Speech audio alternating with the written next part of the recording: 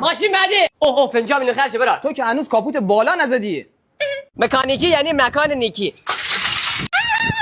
صداش نیستی که بدون از 12 دقیقه بگه بیا. یه عدد واش سبزی یه عدد برفا کن نیم کیلو مرغ دو بس دستمال 1 کیلو پیاز. پیاز چه رفتی به ماشین داره الان؟ شب مهمون دارم اذیتم نکو دیگه. شاگرد جان اگه گفتی اینجا کجا؟ چال سرویس دیگه اوستا. نه اینجا مکان خاطراته ان شاء الله براتم خاطره میشه. اوستا می روغن ماشین ما رو عوض کن. از اون روغن نیست که خودت استفاده می‌کنی. من از این روغن استفاده میکنم. روغن خوراکی اویلا. چی بود اضافه آمد؟ ولش کن مهم نیست. موسی ماشین داماده برو. سانتافه؟ سوزوکی. نمیدونم این درم به چقدر بد بسته میشه. خارت خرابه. چی؟ در خارت خرابه. چی داری میگی؟ بابا این درت این خارش خرابه. بعد خارج عوض کن. اوستا تو گاراژ دستشویی نداری؟ وقت دستشویی میگه چیکار میکنی؟ همین کار که الان کردم. چیکار کردی مگه؟ میرینم تو ماشین مردم. مشکلش چیه؟ تو مکانیکی ما از کجا بدونم؟ ماشین توی ما از کجا بدونم؟ یا حضرت عباس موتورش کو. اوستا چقدر قیمت تعمیر ماشین زیاد شده که با ما راه بیا دیگه. خب بیا بریم